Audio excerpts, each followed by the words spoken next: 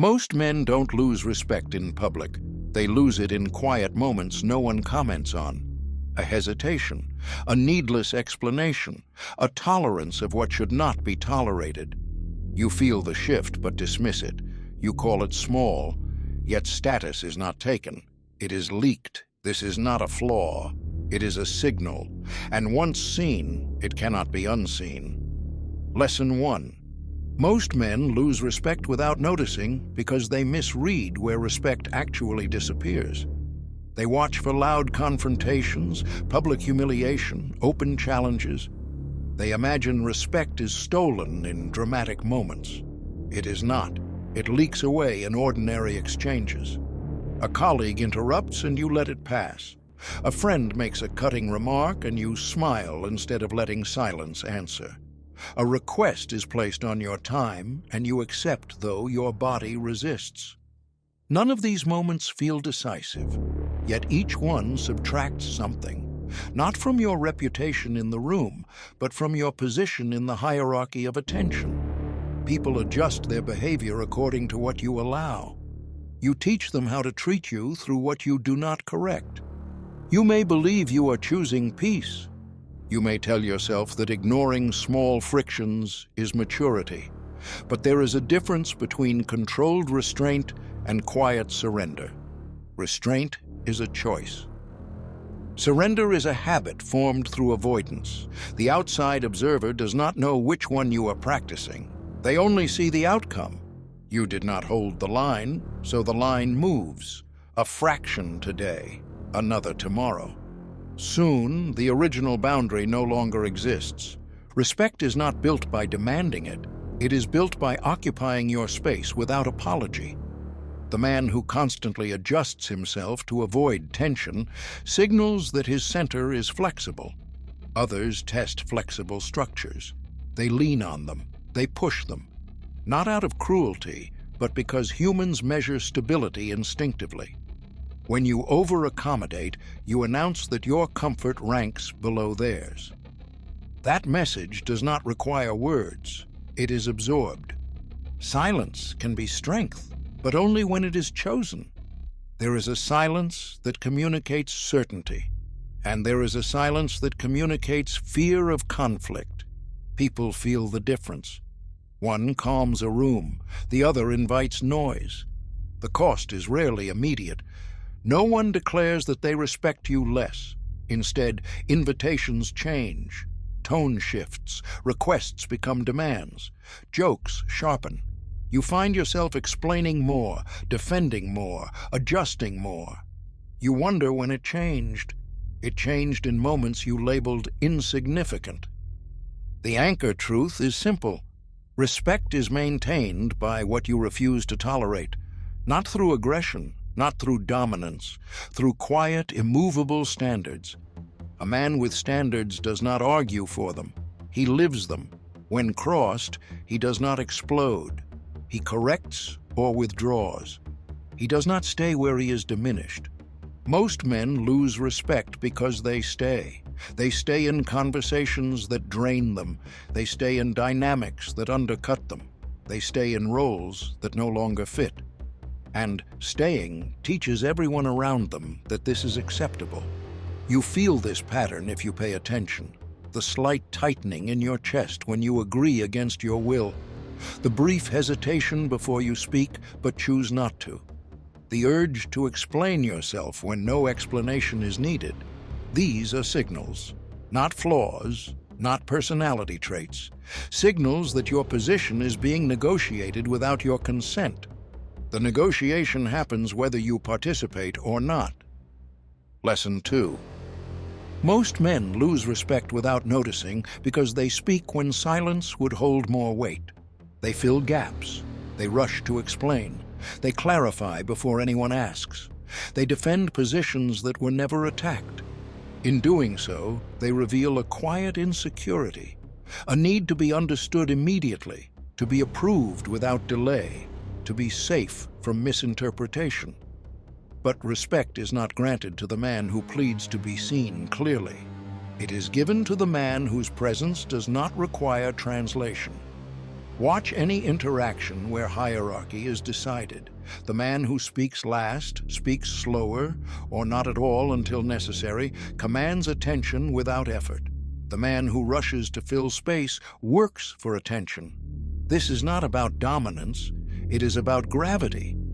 Objects with weight do not move quickly. They do not orbit others. Others orbit them. When you over-explain, you signal lightness.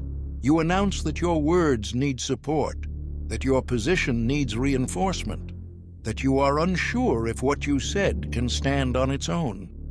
You may call it politeness, you may call it clarity, but excessive clarity is often a disguise for doubt. The listener feels it, not consciously, instinctively. He senses that your words are negotiable, that your stance can be adjusted, that your presence can be moved with enough pressure. There is a reason seasoned men speak in short statements, not because they have less to say, but because they have tested what happens when every word must carry its own weight. A sentence that cannot stand alone should not be spoken. A position that requires constant defense is not a position, it is a plea. Over-explaining also places you beneath the other person. It implies they are the judge and you are the applicant. They evaluate. You justify. The roles are set without announcement. From that point forward, you will continue justifying. They will continue evaluating. This is how respect quietly shifts hands. Think of a common scene. A man declines an invitation. One man says, "I won't be there," full stop. Another says, "I won't be there because I've been really busy lately and I need some time and I hope you understand." The second man believes he is being considerate, but he has handed over authority. He has asked for permission to have boundaries. The first man has simply stated reality. None of this requires harshness. Brevity is not aggression. Silence is not hostility. They are tools, used without emotion, without explanation, without apology. The man who respects himself does not narrate his decisions. He embodies them. This is why many men feel their respect erode in professional settings. Meetings where they speak too soon, emails where they over-justify, apologies where none were required. Each act small, each act unnoticed, until suddenly their words carry less weight. Their presence feels optional. Their opinions become suggestions rather than positions. People mirror how you present yourself. If you treat your words as fragile, others handle them lightly. If you treat your time as flexible, others stretch it. If you treat your boundaries as negotiable, others bargain. One sentence is enough. A man who cannot tolerate silence will never command a room. The discomfort you feel when not explaining is not danger. It is withdrawal from a habit that trades authority for comfort. Most men never question it, so they continue leaking respect in polite, well-structured sentences that say too much. And the room quietly decides who carries weight. Lesson 3. Most men lose respect without noticing because they tolerate what should never be normalized. Not betrayal, not obvious disrespect, but the smaller violations, the delayed reply that becomes expected, the joke that lands at your expense, the favor that becomes obligation, the meeting where your time is treated as optional. None of these incidents seem worthy of confrontation, so you absorb them. Once, then again, then as routine. And slowly, you teach the world that your limits are soft. Tolerance is often praised as virtue, but there is a difference between patience and permission. Patience is endurance chosen by strength. Permission is weakness disguised as peace. People feel which one you practice. They sense whether your acceptance is a gift or a surrender. When it is surrender, they adjust their behavior accordingly. Not maliciously, mechanically. Human beings respond to the environment presented to them. If the door has no lock, it will be opened. A man who does not guard his boundaries will spend his life explaining why he has none. He will wonder why friends demand more than he can give, why colleagues push further each time, why partners test limits repeatedly. He will think he is unlucky. But the pattern was taught. Tolerance without correction is instruction. Consider the man who laughs at a remark that tightens his jaw. He laughs to avoid awkwardness. He laughs to show he is easygoing. But inside, something registers. A line was crossed. The other man registers something too. No consequence followed. The next remark will be sharper. Not because cruelty escalates, but because boundaries invite mapping. When there is no resistance, exploration continues. This is how respect disappears without a scene. There is no argument, no raised voice, no slammed door, only repeated allowances. Each allowance erodes position. Each uncorrected moment reshapes the relationship, until one day the man who once felt equal now feels cornered, and he cannot identify the moment it changed. A boundary does not require anger, it requires clarity. A look held 1 second longer than comfortable. A pause before answering. A short statement. That doesn't work for me. No justification, no story, no apology. The other person may feel friction. That friction is not harm, it is recalibration. Men who fear friction live in permanent adjustment. They smooth every surface around them until there is nothing solid left to stand on. They call it being agreeable. Others call it being movable. Respect is not destroyed by conflict. It is destroyed by the absence of self-protection. History has proven this pattern. The figure who never defends his perimeter is eventually encroached upon, not because others are evil, but because nature fills available space. There is also a quiet pride in learning to say no without performance, no explanation, no visible emotion, just a boundary placed like a stone in the ground. People do not argue with stones, they walk around them. The anchor sentence stands. What you tolerate today becomes your position tomorrow. Most men never see this while it is happening. They feel only a vague dissatisfaction, a sense of being taken for granted, a suspicion that their presence is valued less. They try to fix it by speaking louder, by proving worth, by explaining intentions. But the root remains untouched. They have already shown what they will accept. To change this requires no speeches, only decisions enacted quietly. The refusal to laugh at what diminishes you. The refusal to agree when your body says no. The refusal to remain where your value is assumed rather than recognized. At first, this feels unnatural. The old habit demands you soften the edge, to clarify, to make sure no one feels uncomfortable.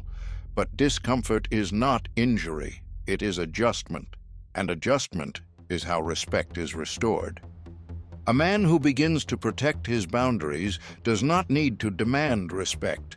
He stops bleeding it, and those around him respond without being told, because they always knew where the line was. They were simply waiting to see if he did. Lesson 4. Most men lose respect without noticing because they react emotionally when they should remain unmoved. A raised tone, a quick defense, a visible irritation, a need to correct immediately. In those moments, they believe they are standing their ground, but reaction is not strength. Reaction is evidence that someone else has accessed your center. The man who can be pulled into emotional display on command is not in control. He is being controlled. Respect is granted to the man who cannot be easily provoked, not because he is indifferent, but because his responses are chosen, not triggered. A triggered man is predictable. Press here, he erupts. Push there, he explains. Tease lightly, he defends. Others learn the buttons quickly. Once they know your buttons, they own your frame. This often begins in casual environments.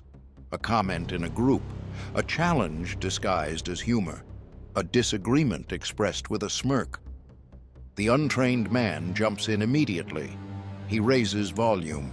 He sharpens words. He tries to win the moment. He believes victory is loud. But those watching learn something else.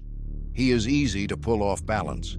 His posture shifts with the room. His mood is responsive. His authority is conditional. The disciplined man does not rush to respond. He lets the comment land and settle. He looks. He considers.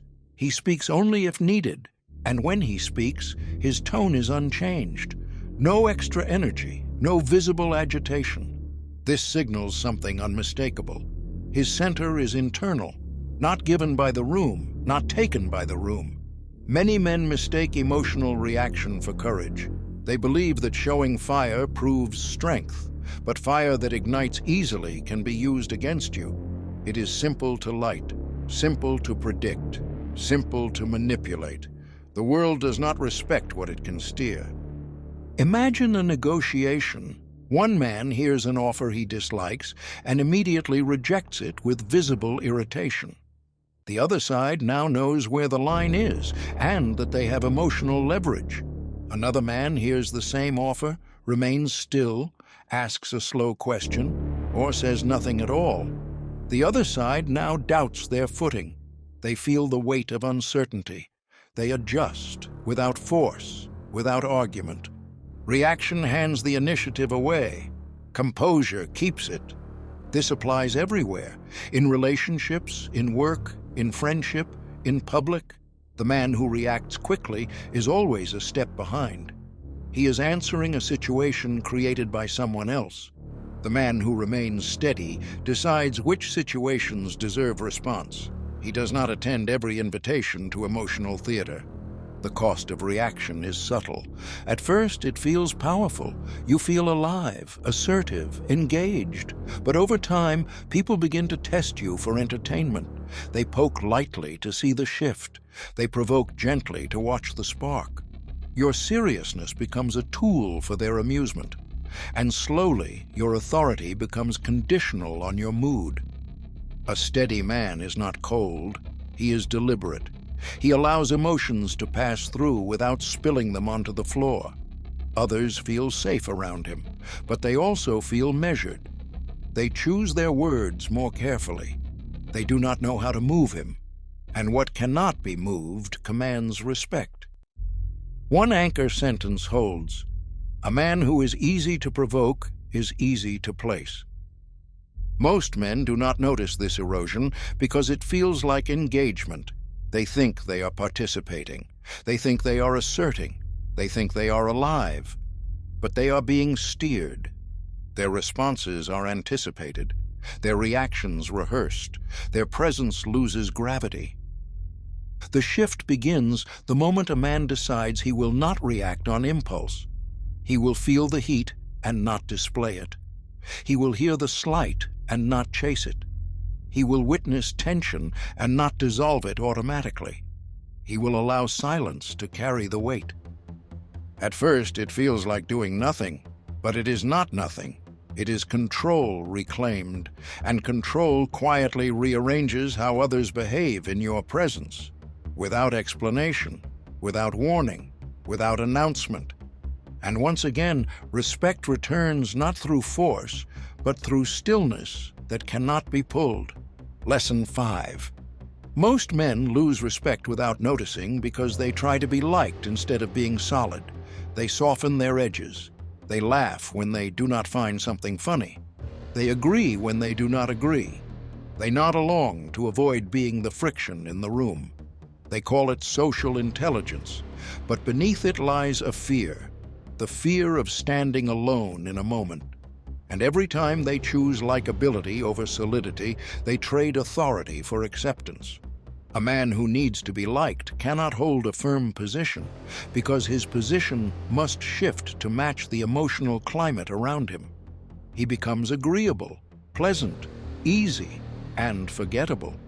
People enjoy him, but they do not orient around him. They do not look to him when decisions must be made. They do not feel grounded by his presence. He is part of the scenery. The solid man does not seek to be liked. He seeks to be aligned with himself. If his view differs, it stands. If his preference is inconvenient, it remains. He does not perform disagreement. He does not decorate it. He simply occupies his stance. Some will like him, some will not.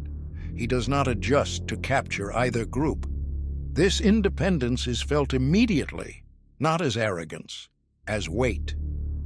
In group settings, this difference is visible. A topic arises. Most men scan the room before speaking. They calibrate. They choose words that will land softly. They modify tone to avoid ripples. One man speaks his view without scanning. He does not raise his voice. He does not insist. He states. Then he rests. Others feel it. A position that does not chase approval becomes a reference point. Trying to be liked also creates overinvestment in response. If someone reacts poorly, the man who seeks approval feels compelled to repair, to clarify, to soften, to reassure. He does not let the moment breathe. He chases harmony. But harmony chased becomes submission, and submission over time breeds disregard. Many men confuse kindness with compliance, but kindness is deliberate. Compliance is automatic. Kindness can say no. Compliance cannot. People respect kindness. They exploit compliance. And most men never notice the transition. They only notice that their presence feels lighter in the room than it once did. This dynamic appears in leadership, relationships, friendships. The man who needs to be liked avoids necessary tension. He delays difficult conversations. He tolerates behavior that should be corrected. He absorbs burdens he should redistribute. Others may say he is generous, but silently they treat him as a resource rather than a pillar. Resources are used, pillars are respected. The solid man allows tension to exist.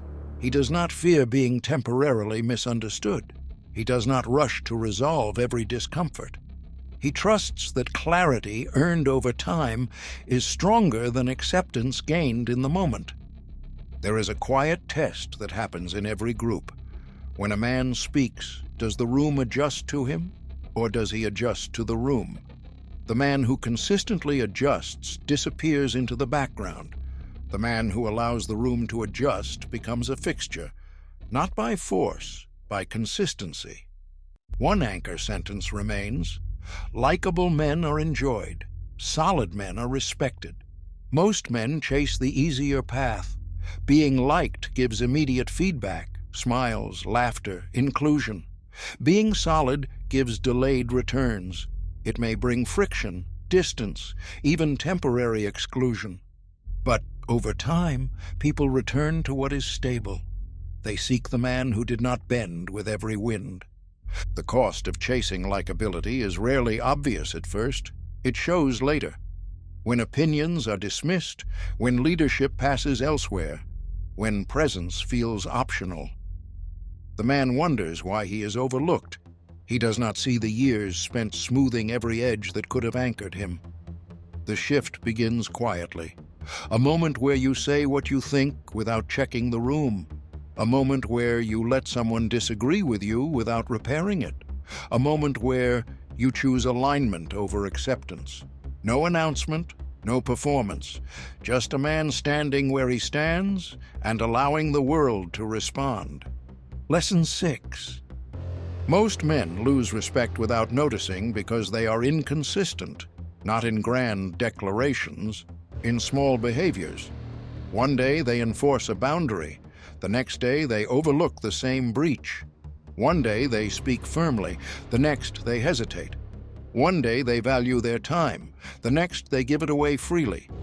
They believe they are being flexible, but flexibility without principle is instability. And instability erodes trust faster than failure ever could. People do not respect perfection. They respect predictability of character. They want to know where you stand without asking. They want to understand what you will accept and what you will not. When your responses change with mood, energy, or circumstance, others cannot map you. And what cannot be mapped cannot be relied upon. You become uncertain ground. Consider a manager who corrects lateness one week and ignores it the next. Soon, no one arrives on time. Not because they are rebellious, but because the rule is fog. Or a man in a relationship who sometimes defends his needs and other times suppresses them. His partner never knows which version will appear. This unpredictability does not create excitement. It creates erosion. Respect requires a stable target. Many men wear inconsistency as freedom. They say they go with the flow. They say they adapt. They say they do not want to be rigid. But deep down, it is often avoidance of discipline. Discipline is choosing your standard once, then paying the cost daily. Inconsistency avoids the cost today and pays a larger one tomorrow. The cost appears quietly. Others stop taking your statements seriously. They nod politely, but wait to see if you will hold the line. They test repeatedly, not out of disrespect at first, but out of uncertainty. Each test you fail to answer consistently lowers your credibility, until eventually your words are treated as temporary weather. This is why many men feel invisible in decision-making spaces. They speak, but no one moves. They set plans, but no one follows. They express preferences, but no one adjusts. Not because they lack intelligence or competence, but because history has taught others that their stance is fluid. And fluid stances do not anchor action. Consistency is not loud, it is repetitive. It is doing the same small thing again and again without needing to announce it. It is leaving when you said you would leave. It is saying no when you said no before. It is keeping the same pace whether watched or not. This repetition creates gravity. Over time, others feel they are in the presence of something stable, and stability draws respect naturally. There is a reason institutions outlive individuals. They are consistent. They do not change mood to mood. A man who wants respect must become a small institution within himself, not rigid in thought, but reliable in behavior. Others may disagree with him, but they will not doubt where he stands. One anchor sentence stands firm. Inconsistency turns strength into suggestion. Most men never notice that they are inconsistent. They remember their intentions, not their actions. They think, I am a man of principle. But the world does not see intentions.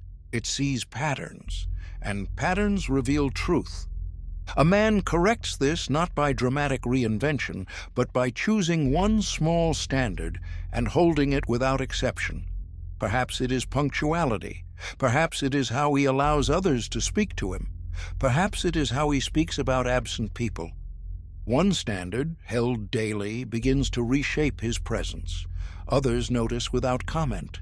They adjust without being told. This is how respect quietly returns, not through grand gestures, through quiet repetition, through being the same man on Tuesday that you were on Friday, through removing surprise from your character. And when a man becomes predictable in his principles, the world stops testing him. It simply responds. Lesson 7.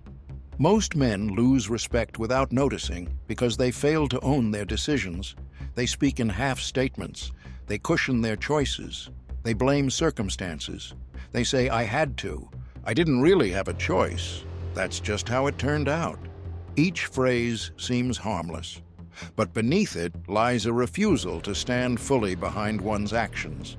And a man who does not own his choices cannot be respected for them. Ownership is not about being right. It is about being responsible. The man who owns his decision does not hide behind explanation. He does not dissolve into context. He does not ask others to excuse him. He says, I chose this, even when the outcome is imperfect, especially then. This creates a clear silhouette. Others can see him, measure him, trust his position. The man who avoids ownership creates fog. He speaks in conditional language. He distances himself from results. If something succeeds, he was part of a team. If it fails, the situation was difficult. He believes he is being fair. But fairness is not what is being measured. Clarity is. People cannot respect what they cannot locate. This pattern begins small, a missed commitment, a delayed response, a forgotten task. The untrained man explains. He gives reasons. He offers context. He hopes the explanation will preserve his image. But explanations do not restore respect. They signal that the speaker fears judgment. The composed man does not explain first. He states the fact. I did not deliver. Pause. Only then, if necessary, context. Not as defense, as information. When you own your choices, you remove hooks from others. They cannot corner you with guilt. They cannot expose you with accusation. You are already standing in the open. There is nothing to reveal. This makes you difficult to manipulate, and what cannot be manipulated gains respect quietly. Observe any man with presence. When confronted, he does not scramble. He does not rush to protect an image. He accepts the moment. He breathes. He responds directly. This steadiness communicates that his identity does not depend on constant approval. He is not performing a version of himself. He is inhabiting it. Many men think that admitting fault lowers status. In reality, denial lowers it faster. People forgive mistakes more easily than evasions.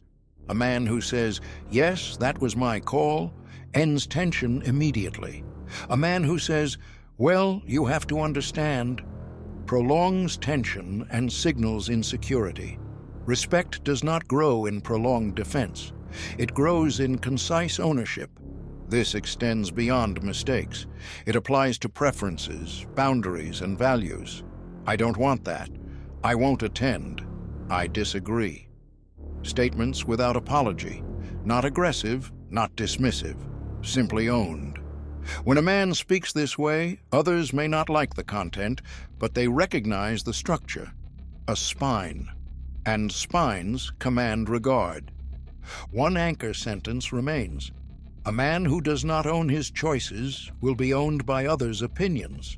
Most men never notice this erosion because explanation feels reasonable. It feels mature.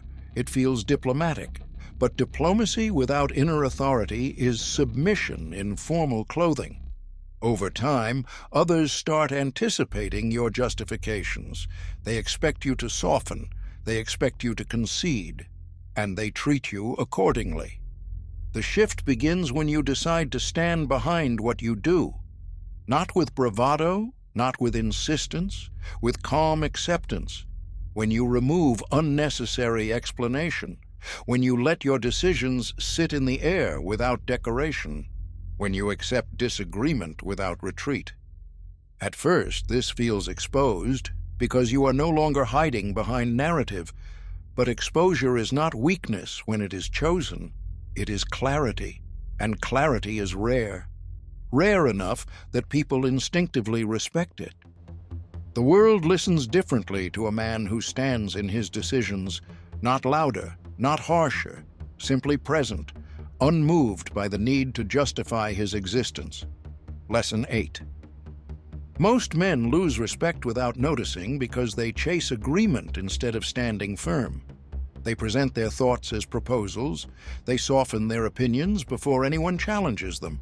They say, "What do you think?" Not out of curiosity, but out of dependency. They search faces while speaking.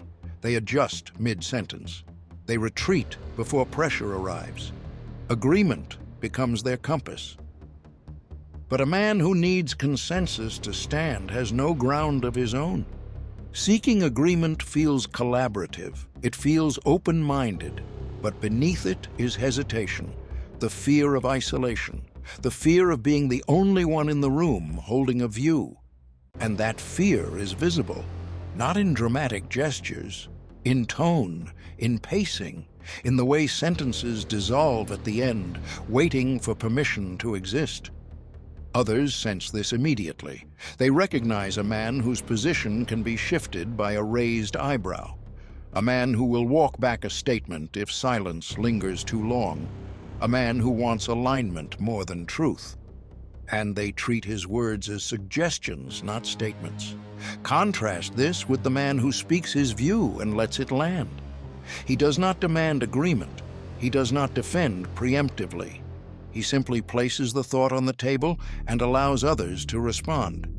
If disagreement comes, he does not collapse. He listens. He answers if necessary. Or he leaves the disagreement unresolved. He does not need immediate unity to feel stable. Many men believe that strong positions create conflict. In reality, unstable positions create endless negotiation. A firm stance ends argument quickly because it is clear. People may not like it, but they understand it. Confusion invites debate. Clarity ends it. Picture a team discussion. One man says, "I think maybe we could try this approach, but I'm not sure. What do you guys think?" The room treats it lightly. Another man says, "This approach solves the problem. If there's a better alternative, present it." The room straightens. The second man has not demanded dominance. He has declared readiness, and readiness carries weight. Chasing agreement also weakens boundaries. A man says, "Is it okay if I leave now?" He asks permission to honor his own needs. Another says, "I'm leaving now." No rudeness, no hostility, just ownership of his time. The first man hopes to be allowed. The second man assumes his right to choose. Others notice, and respect follows the assumption of agency. Agreement is pleasant, but it is not the source of authority. A man who depends on it becomes fragile. Remove approval, and he collapses. A man who stands without it becomes reliable. Add approval, and he remains the same. This reliability is what others trust. There is discomfort in standing alone. The body resists it.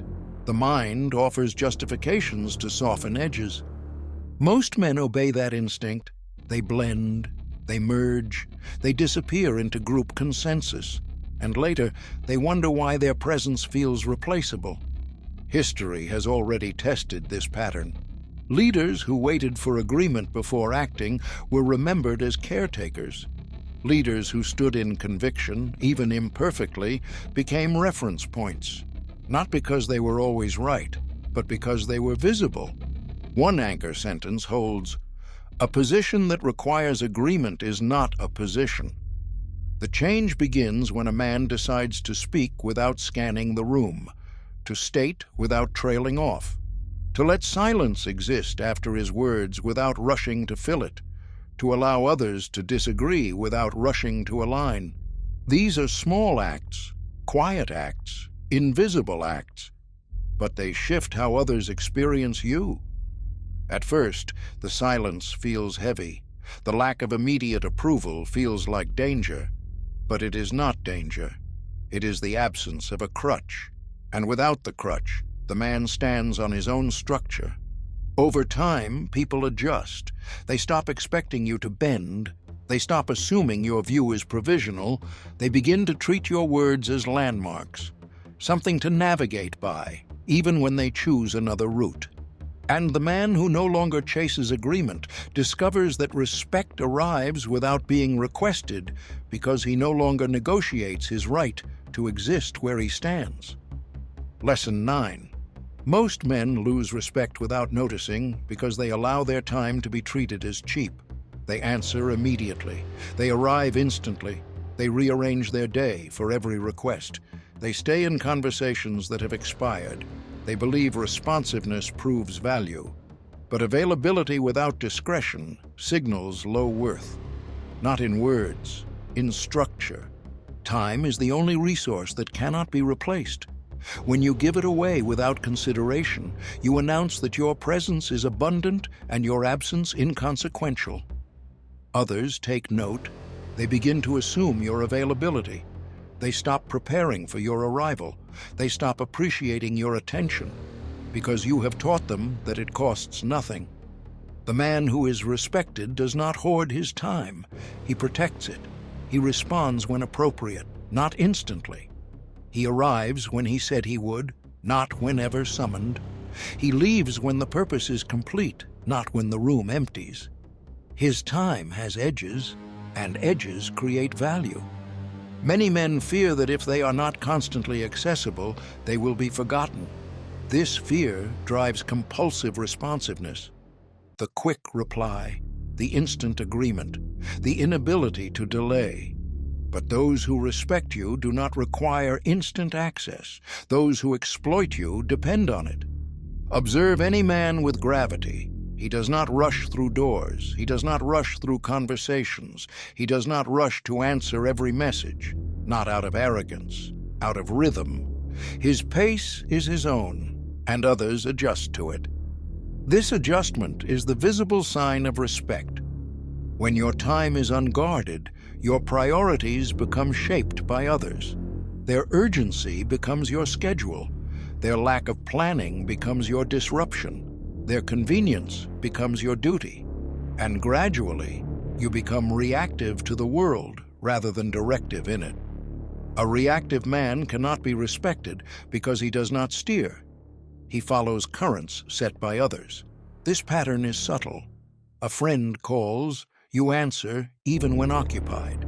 A colleague requests something, you drop your work. A message arrives, you reply mid-conversation. Each act is small, but each act teaches the same lesson. Your time is interruptible, and interruptible resources are not valued, they are consumed. The disciplined man introduces friction around his time, not walls, friction. A delay before response, a scheduled window, a boundary. I can talk at this time. I'll respond later. Simple statements, no explanation, no apology. This friction signals that access to him is not automatic. It must be earned or scheduled, and people respect what requires intention. There is no aggression in this, only structure. Structure communicates self-worth without words. A man who values his own time teaches others to value it too. A man who spends his time carelessly cannot demand careful treatment from the world. One anchor sentence remains: what costs nothing is treated as nothing. Most men never notice this erosion because responsiveness is praised. It is labeled professionalism, friendliness, availability. But when taken to excess, it becomes self-erasure. You exist everywhere and therefore nowhere in particular. No moment with you feels special because every moment is accessible. The shift begins with small delays, not to manipulate, to breathe, to choose, to respond rather than react. A message arrives. You finish what you are doing. Then you reply. A call comes. You decide if now is the right time. If not, you return it later. A conversation runs its course. You end it cleanly. No lingering, no drift. At first, this feels uncomfortable. You worry others will be upset, but those who respect you will adjust, and those who do not were never offering respect to begin with. They were using your openness as convenience. Over time, your presence becomes deliberate. People prepare when meeting you. They speak with intention. They do not assume unlimited access. And in this subtle recalibration, respect is restored, not demanded, structured. Lesson 10. Most men lose respect without noticing because they forget that presence is louder than performance. They try to earn regard through effort, through explanation, through emotional display, through proving. They speak more than necessary. They show more than necessary. They give more than necessary. They believe respect must be won each day through visible labor. But true respect is not awarded to the man who tries to be impressive. It settles around the man who is simply there, unmoved. Presence is not charisma. It is not confidence theatrics. It is the quiet pressure of a person who does not need to announce himself to be felt. Many men exhaust themselves performing versions of strength. Louder voices, sharper jokes, bigger opinions, faster reactions, constant engagement, but performance reveals insecurity. It says, "Notice me." And once a man asks to be noticed, he places himself below the gaze of others. The respected man does not perform. He participates only as much as necessary. He speaks when his words add weight. He listens without needing to fill silence. He sits without shifting restlessly. He enters a room without changing it, yet the room orients toward him. Not because he demands attention, because his attention is selective. Men lose respect when they cannot tolerate stillness. They turn every moment into output. They fill every gap. They chase relevance. But relevance pursued becomes dependence, and dependence dissolves authority. There is a difference between being active and being present. Activity is motion. Presence is gravity. A man can speak for hours and leave no trace. Another can speak once and be remembered. Not because of clever phrasing, but because his words emerged from stillness, not noise. Real presence is built through all the lessons before this one. Boundaries held, words measured, time guarded, emotions contained, decisions owned, positions stood, consistency maintained. When these elements align, presence appears naturally. No branding required, no self-promotion, no explanation. This is why many men feel invisible despite effort. They work hard to be seen. They explain their value. They showcase their intentions. They try to ensure no one misunderstands them. In doing so, they erase the mystery that commands respect. What is fully exposed has no depth to explore. The man with presence does not rush to show who he is. He lets others discover him through interaction. He does not defend his character. He lets time reveal it. He does not insist on being understood. He allows misunderstanding to exist until clarity becomes necessary. This patience signals confidence in self, not anxiety about image. One anchor sentence closes the pattern. Presence is what remains when you stop trying to be seen. Most men never notice that their respect was lost through effort, not neglect. They worked too hard to secure it. They tried too often to maintain it. They forgot that respect, once earned through stability, is sustained through stillness. The shift is quiet. A man speaks less, explains less, reacts less, moves with intention, guards his time, holds his boundaries, accepts friction, owns his decisions, stands without consensus, remains consistent. And then, without announcement, the room changes around him. He does not demand attention. Attention arrives. He does not chase respect. Respect settles, not as applause, as recognition. And in that recognition, nothing needs to be said.